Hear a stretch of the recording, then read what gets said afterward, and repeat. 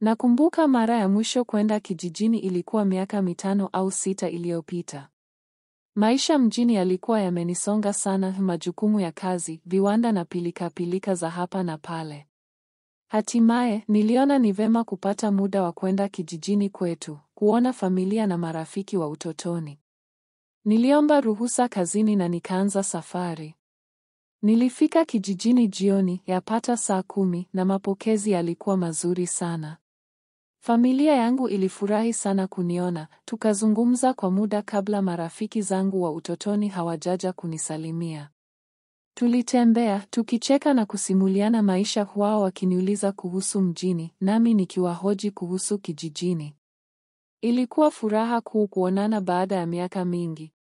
Usiku ulipoanza kuingia, niliwaaga marafiki na kurudi nyumbani.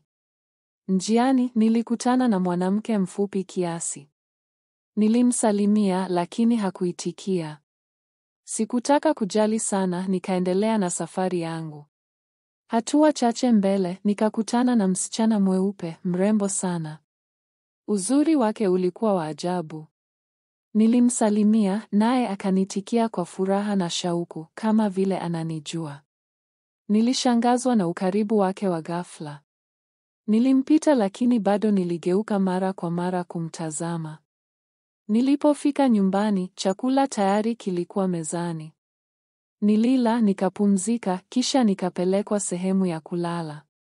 Usiku huo, nilipokuwa nimelala chali, taswira ya yule msichana ilizunguka kichwani mwangu. Niliwaza sana juu ya tabasamu lake, macho yake yenye mvuto, na namna alivyokuwa amenifurahia. Hadi usingizi ulinichukua, mawazo yalizidi kunitawala. Lakini ghafla, usingizini nilijikuta kwenye ndoto yenye hisia kali. Ndoto nyevu na yule msichana. Nilishtuka kutoka usingizini, moyo ukidunda kwa kasi. Jasho lilinitiririka. Kabla sijatulia, ghafla nikasikia sauti ya bundi ikilia nje. Niliogopa sana. Nilikuwa nimesikia zamani kuwa sauti ya bundi ni ishara mbaya kijijini. Hofu ilinifanya nisilale tena hadi asubuhi. Siku iliyofuata, jioni ilipofika, nilitembea peke yangu. Ilikuwa yapata saa 10 na tena nikakutana na yule msichana. Alitabasamu baada ya kuniona. Tulisalimiana. Nilishindwa kuvumilia, nikamuuliza kama yeye ni mwenyeji wa kijiji. Alisema yeye ni mgeni, amekuja tu kusalimia familia yake. Nilitabasamu. Mazungumzo yetu yalihamasisha uhusiano, tukabadilishana namba za simu. Lakini ajabu ni kwamba, japo nilimuona msichana mrembo, marafiki na familia yangu walikuwa na mtazamo tofauti. Waliniambia ni kikongwe anayetembea kwa fimbo. Niliona kama wanapinga maendeleo yangu. Niliendelea kuwa na Leila. Mapenzi yangu kwake yalikuwa makubwa. Siku moja niliamua kumpeleka nyumbani kwa wazazi wangu kwa lengo la kumtambulisha rasmi. Niliona kama dodo limeniangukia na nilitaka kila mtu ajue hilo. Lakini tulipofika, wazazi wangu walisimama ghafla na kuingia ndani, wakifunga mlango kwa nguvu. Leila alinitazama kwa mshangao na kusema, nafikiri mimi na wewe hatujapangwa kuwa pamoja. Wacha niendelee na maisha yangu." Nilihisi maumivu makali moyoni. Nilimzuia Leila asiondoke, lakini hakutaka kunisikiliza.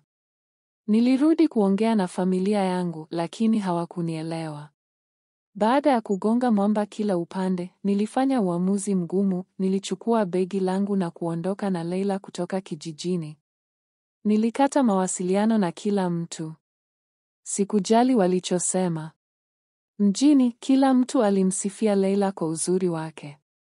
Nilishindwa kuelewa kwa nini kijijini walimchukulia tofauti. Tulioana. Tukapata watoto 2. Maisha yalikuwa mazuri. Lakini ghafla, misiba ilianza kutikisa kijijini. Wazazi wangu, ndugu, marafiki walikufa mmoja baada ya mwingine. Nilitamani kurudi kwao, lakini Leila aliniambia, ukirudi kijijini, basi uhusiano wetu umeisha." Kwa upofu wa mapenzi, nilibaki. Siku moja nilirudi nyumbani jioni na kukuta nyumba ikiwa kimya sana. Nilidhani Leila ameenda kuchukua watoto shule. Lakini nilipokaribia mlango, niliona damu ikitiririka sakafuni.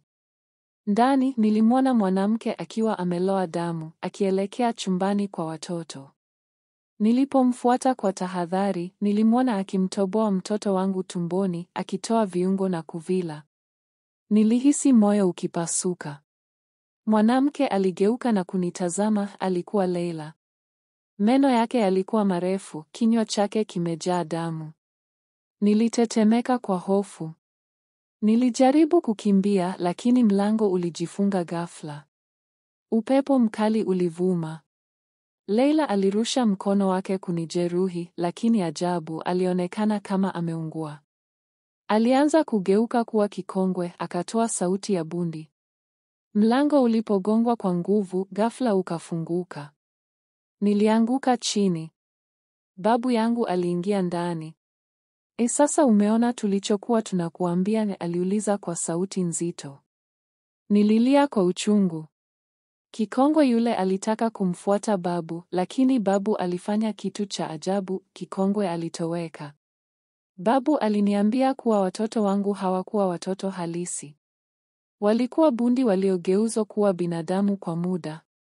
Leila alikuwa mchawi aliyewatumia kama chambo kunitoa kafara. Babu alisema hata yeye alikuwa mchawi, lakini hakuwa muuaji kama Leila.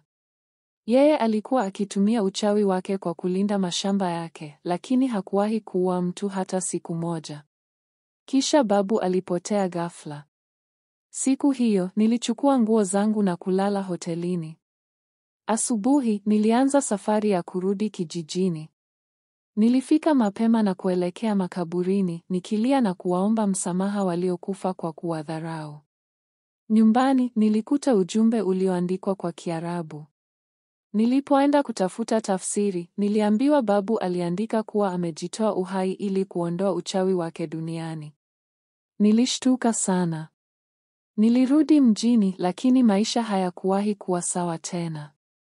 Kuanzia siku hiyo, niliamua kutembea kwa tahadhari, nikijua kuwa si kila uzuri ni baraka, mengine ni laana.